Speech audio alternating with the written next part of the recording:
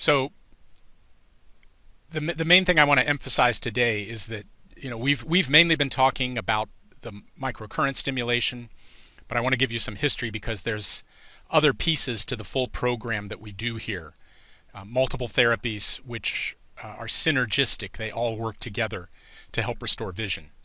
And the success rate we have when people do the full program is much better, over twice as better than when people do just the microcurrent stimulation. Hmm. And in addition to the retinal diseases, we also use these with people with optic nerve problems. And there's references that I can send you more from Russia. When this parallel technology was developed in the former Soviet Union, they were mostly using it with optic nerve problems, traumatic or damage due to glaucoma. And here in this country, it's mostly been used on degenerative retinal disease. But we also have used it with severe glaucoma and high myopic dystrophy and a lot of the physical things that happen when people have a degenerative retinal disease, the tears, the buckles, the holes. So ophthalmology tends to look at these as different things.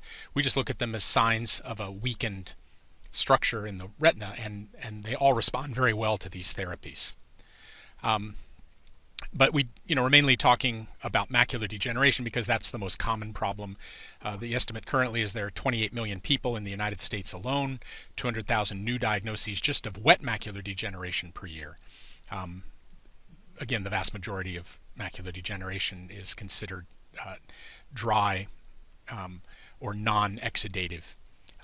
It's become the major cause of blindness for people over 65, and the main thing, some of this I include because the main thing when you're talking with people is that they need to understand if they lose their eyesight, they lose their autonomy, they lose their ability to live and take care of themselves and go to the store and go to the library, do the things they normally do.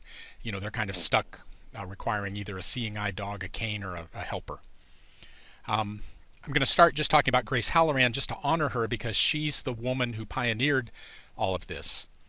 And she was motivated when she had a son and was told that her, this is a picture of her. This is her autobiography. I can send you a copy of this as well. It's a good read, and it's a good read for people. She had a combination of retinitis pigmentosa and macular degeneration. It was a complex familial form of this, but her story is really good for people who are considering doing this. But in the United States, there's a big nonprofit called the March of Dimes. They raise money for people with all kinds of different physical disabilities. And that book, when it was first published, was given an award by both the March of Dimes and also the American Library Association as one of the most significant books of that year, describing someone pulling themselves out of adversity. And that award from the American Library Association ensured that her book was put in every library in the country. And she reversed her own disease, her sons, and her family's. So she also was the one who thought of using microcurrent stimulation in the treatment of these diseases. But I mention this because I want to talk a little bit about the first 10 years of work that she did with her own family and with the people who found her. People who heard that there's this woman who has something that can help your disease that your eye doctor is telling you there's nothing you can do. And people came from all over the country, all over the world to work with her. And that was, for 10 years, she was having great success with people without the use of microcurrent stimulation. This was the paper from a scientific presentation in 1997 where I first met her. I went there because I was interested in work related to alternative treatments for cancer, which this conference was really all about. But hers and another presentation by an optometrist, John Jarding, were sort of small bits in this conference, but she presented this research that she'd done, and it was pretty impressive. I just want to say something about the genetics here. There's increasing evidence that most people with any kind of a retinal dystrophy have an abnormal gene, and if you have someone who's clearly got a retinal dystrophy and they don't seem to have an abnormal gene, that's just because they haven't found their abnormal gene yet. And there are whole journals devoted to genetics of ophthalmologic diseases. This one reference here this reference, which is an older reference, but it talks about how some of the genetic abnormalities that we identify, say, with retinitis pigmentosa, that same abnormal gene, the ABCR gene, can be responsible for macular degeneration, for Stargardt's, for retinitis pigmentosa, and the title here, the ABCR gene unites what ophthalmologists divide. So, these diseases are much more common, have much more in common than they do different. And I just say that because these therapies work equally well for all of these degenerative retinal diseases, including wet macular degeneration. She had this familial form, and she had a son. She took him all over the country to major university eye centers. They all gave her the same story. He's got a terrible disease. You never should have had a child. There's nothing we can do. But she was the kind of person that just said, well, screw y'all. I'm going to find something to do. And she lived in Northern California, which is, there's a lot of people who think alternatively, think outside the box up here when it comes to healthcare. So she began just with what she could figure out on her own in terms of diet and things like visualization. She found some people to help her. One doctor up here, a developmental optometrist, helped her develop the eye exercises. She discovered kind of accidentally the value of color therapy. She worked with a man well known in this country for the book he wrote, Touch for Health, which is basically teaching people to do acupressure to deal with their medical problems themselves. And she went on to get a Ph.D. herself in holistic medicine. She regained enough vision to get her own driver's license back. Her son, who was supposed to be blind by the time he was in high school, he never went blind, and in fact he entered the military, had a full career in the military, still has 20/20 vision, still doing pieces of the program to keep his vision intact. And all of her family, the only person in her family who didn't recover their vision was her brother, and that was because he refused to do anything his sister said. So his brother refused to engage in the program, and he's pretty much completely blind now. And Grace tried to get her work published. The first study she did alone, and no one would listen to her at all. So then she partnered with an ophthalmologist here at University of California, San Francisco, a very prestigious academic medical center in California. And that study that I'd showed you the reference to earlier, the one she presented at the conference where I saw her, they had this great success, and she actually had another thing. She worked with people with ushers in Illinois in 1985, but she couldn't get her work published because she herself was not a physician.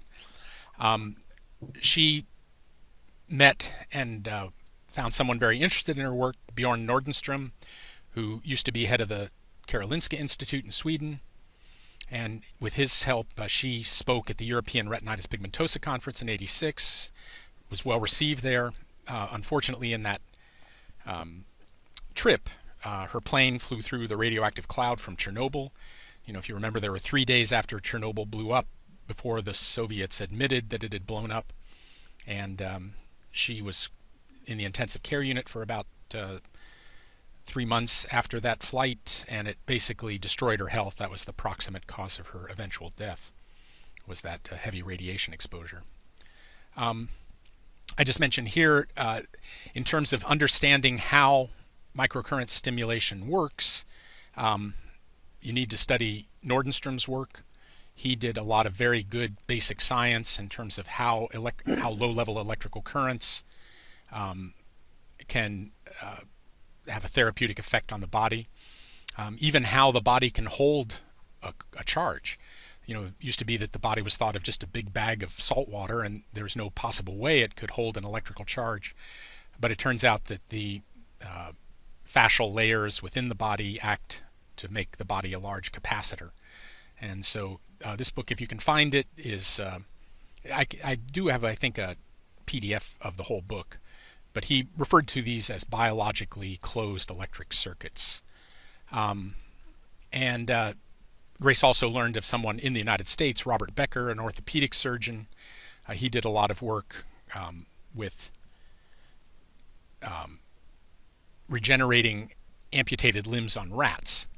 And that was where I first heard of microcurrent stimulation, in fact, was his reading about his work in the 1980s. His book is still in print, The Body Electric, and it's and then Nordenstrom's work. These are things from some of Nordenstrom's stuff. So you have these, you have current flowing through through the extracellular fluid, and it affects the cells. It opens these ion channels. I'll say a little more about those later, but the ion channels open and close based upon the difference between the charge inside and the charge outside the cell, so the intracellular, extracellular membrane potential, and the microcurrent stimulation restores that. 90% of all the metabolism that happens in a cell happens at the level of the cell membrane, and what powers most of those reactions is this electrical charge that the cell holds and maintains through pumping ions through those ion channels to maintain that charge. And this is just some pictures from Nordenstrom's book. This is just Kerlian photography. It just shows this kind of charge that exists around tissues, even around things that look dead like this leaf. There's still life going on, metabolism going on, and metabolism creates an electrical charge, and you can photograph that. This was some early work just with regenerating using a simple silver electrode to encourage regeneration. And I'll just say that certain frogs and salamanders and things can spontaneously regenerate, but mammals don't. And so this is the work that Becker did. He was using externally applied fields. The first thing he did was he used a nerve that he would dissect from behind the scapula. He would amputate the arm, bring this nerve out to where the amputation was, and the limb would start to regrow, but then it would stop once it grew beyond that nerve that had been transplanted there. And so he started figuring out what were the nature of these currents that the body naturally produced. He created equipment to duplicate those, and that's what a microcurrent stimulator is it duplicates the body's natural currents. So it's a physiologic process. It's not something that is really foreign to the body at all. It's just kind of boosting what the body does naturally. So Grace met Joel Rawson. He was a vet, but he was using microcurrent extensively in his work with animals, and he helped her develop not only the protocol for treating the eyes, but went on to develop the microstim unit that we use. And here's, again, this is just a reference that'll be in those slides I'm going to send you of where you can find that article of Grace's. And 90% of the people in that study in 1995 showed significant improvement in their vision. And what's significant about that is that these are all people that, by all rights, by the way that that ophthalmology thinks of this, these are people who should have never had any improvement at all. No hope for any improvement. So any improvement at all is statistically significant. And to have 90% get better, and even better, significantly better. This was the study with August Reeder.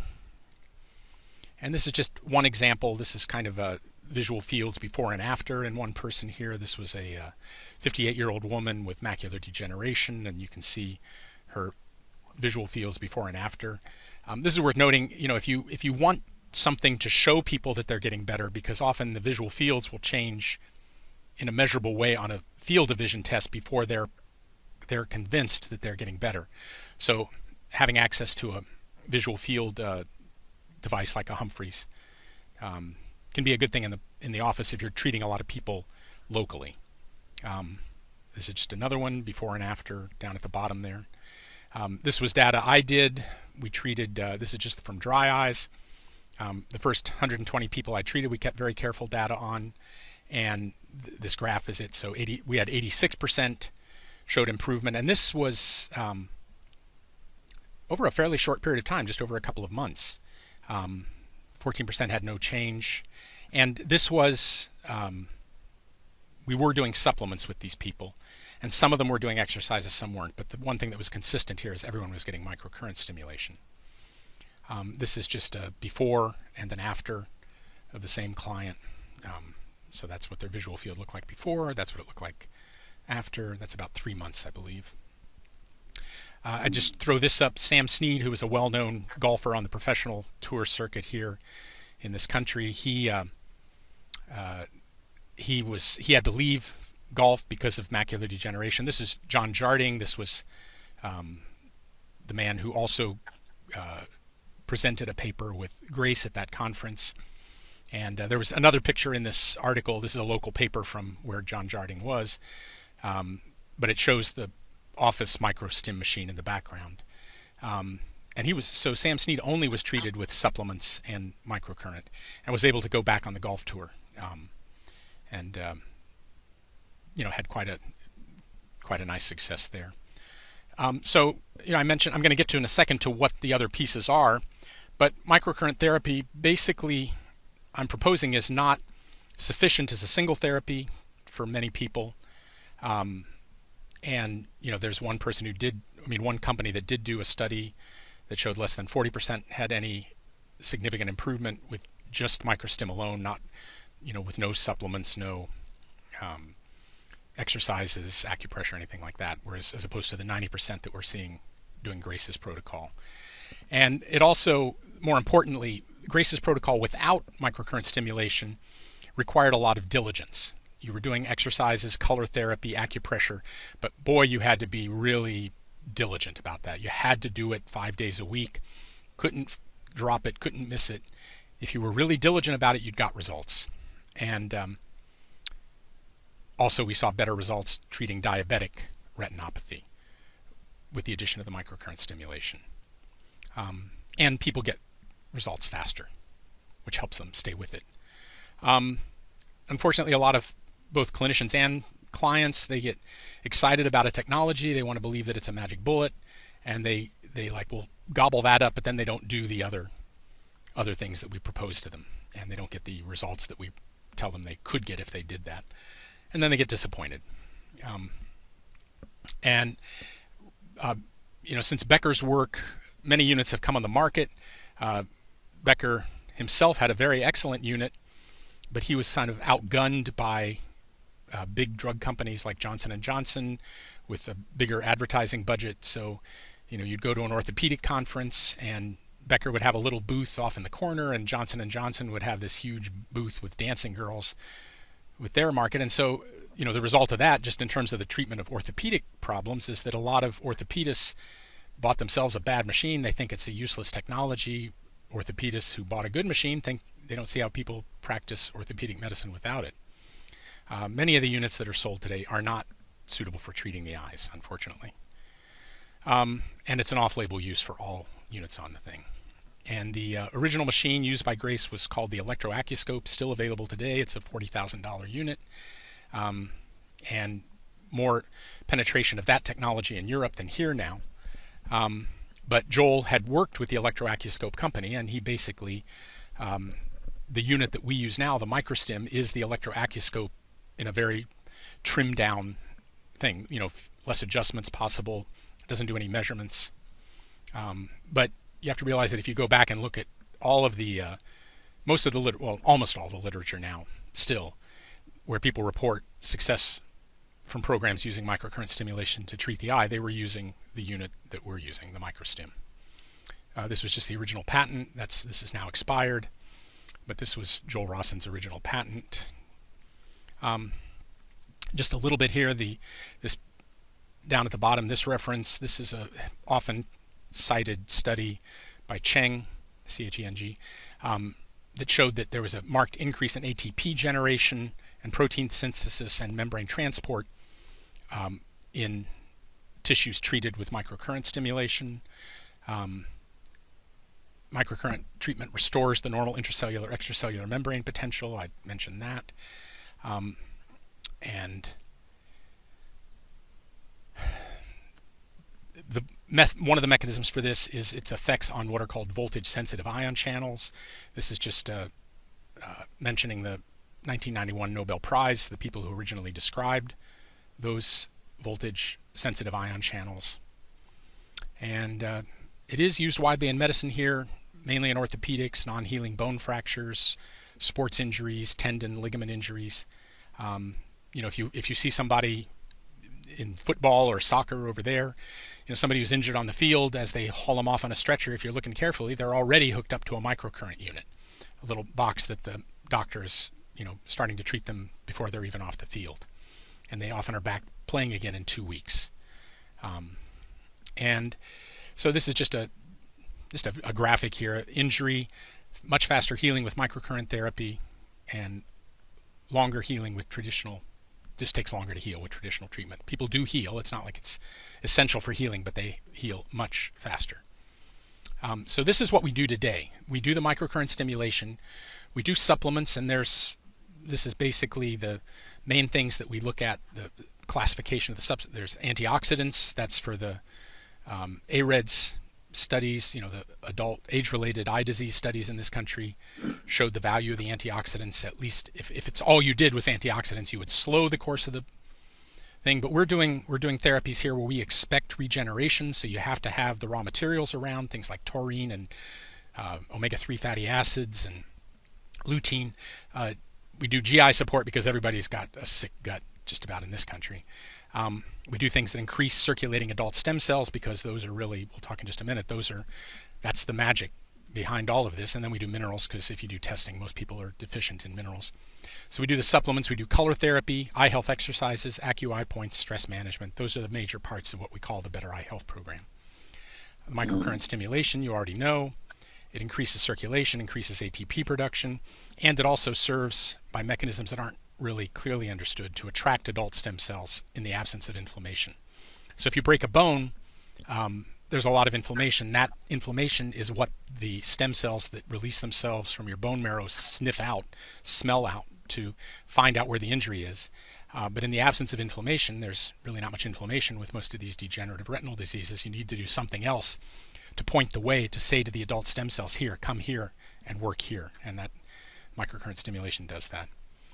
When we first did it, we were not using the strap. We were using a probe and treating these points individually around each eye. And that was very tedious, and it took us about 3 years to convince ourselves that the eye patch worked as well. But it does, so that's what we use now. The color therapy, this is just basically the lamp, and it's got these gel filters that you can exchange. So there's 3 different colors that we use. This is the blue-green filter you see here. And so people it's a passive therapy. They just sit with this light bathing their face. They can multitask. If they put the headband on their forehead, they can do that, or they can do the acupressure while they sit in front of the lamp, or they can listen to a stress reduction tape, or even if they put it on a shelf or something, do the exercises. We know that from the Syntonics work that the color therapy assists blood circulation, cellular function, lymphatic drainage. And we now, it's not shown in this picture, but we have a little add-on on top of the lamp, which is infrared. And that basically, between that add-on infrared and the colors we've already been using for decades, basically match the frequencies used in photobiomodulation. So the eye health exercises basically are focused around the face and the neck. And a lot of that comes from work that was done by the chiropractor showing that if you increase mobility in the neck and head, you increase blood circulation to the brain and the eye.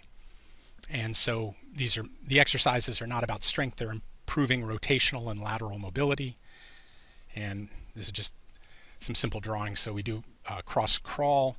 This is the one exercise that isn't limited to the neck. And this is based on work that shows, in terms of brain plasticity, that anything you do that uses both sides of the brain at the same time, so using alternate arm and leg here, just kind of marching in place, but anything that uses both hemispheres of the brain at the same time benefits everything in the brain that uses both hemispheres at the same time, like vision. So that's, that kind of research is very well documented. The squinches are just what it looks like. You're just kind of squeezing the eye shut, throwing it open. Shoulder rolls, just what it sounds like. And then there's a bunch of others. There are about 12 exercises. Those are all part of the program. And we give people a large print workbook and videos to teach them how to do that. The Acu-Eye, the acupressure points, they're local eye points, lymphatic points, liver and gallbladder meridian. The hand and foot points, I don't know if they do what they call here microacupuncture, but there are a lot of acupuncturists who specialize in treating the eye, and they're doing mainly retained needles in the hands and feet, and they get some benefit. It doesn't tend to last. After about 3 years, the effect falls off, and you've got to usually go back and spend 2 weeks with the acupuncturist at a time, several times a year. You get treated twice a day for 14 days. But we also do ear and scalp points and then some Japanese meridian techniques. But we found that the acupressure, even though it's not as powerful a technique as needle acupuncture, if people are doing it multiple times a week, doing it on their own, in the end the effects are just as good. So you get the benefits of acupuncture in this self-administered acupressure if people actually do it. And then stress management, there are different techniques we use, deep breathing, stress release. And then we talk to people about basic health care, getting exercise, not smoking, less alcohol, forgiveness, losing the burdens from their life, supporting methylation, alkalinizing their tissues, and then customized nutrition. We do a kind of special module on nutrition and detoxification a couple times a year. And they have access to that just as a self-guided video course if they don't want to wait for one of the times during the year when we have conference calls with it. How can the retina regenerate? There's a lot of work I'm just going to show you briefly here. The research itself stemmed from green fluorescent protein, the discovery of that. And that became a tool for studying stem cells. So, and this was, again, the Nobel Prize in Chemistry in 2008, if you want to read more about that. But what they do basically is you basically remove some bone marrow cells from the mouse or the rat or the animal. You insert a gene into the cells you've removed, the stem cells. You separate out the stem cells from the marrow cells. You insert a gene into those for creating a green fluorescent protein. You irradiate the mice you basically do a bone marrow transplant. And so now all of their stem cells are fluorescent. So anything that the stem cells assist in the repair of, the tissues that have been repaired with the benefit of adult stem cells, endogenous stem cells, those cells are fluorescent. So these are the people who won the Nobel Prize.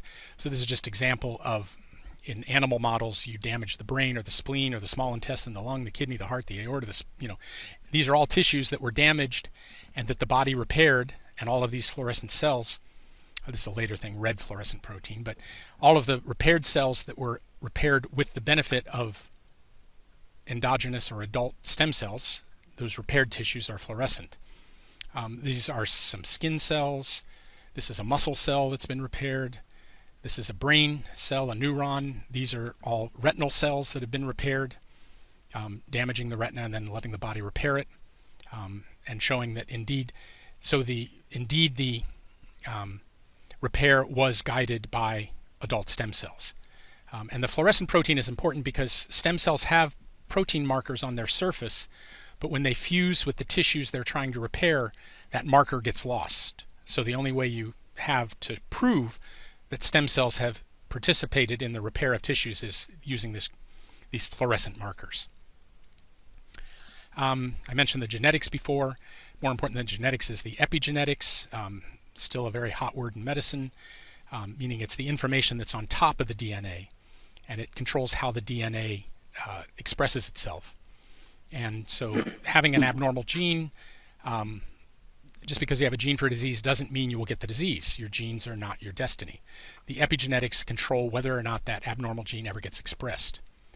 And there's a lot of work trying to find a drug that will affect that, but you can affect the epigenetics with diet, supporting methylation, ATP production, mitochondrial health, and those are all things that are part of this program we're doing. And this paper is that This link here is down right now, but I can send you a copy of it. It's more than you'd ever want to know about the mitochondria, because that's really, all disease is probably mitochondrial dysfunction, including degenerative retinal disease. And a lot of the things we're doing with all of these different therapies are supporting mitochondrial health as well. And then just in the slides I'm going to send you, there are just numerous references.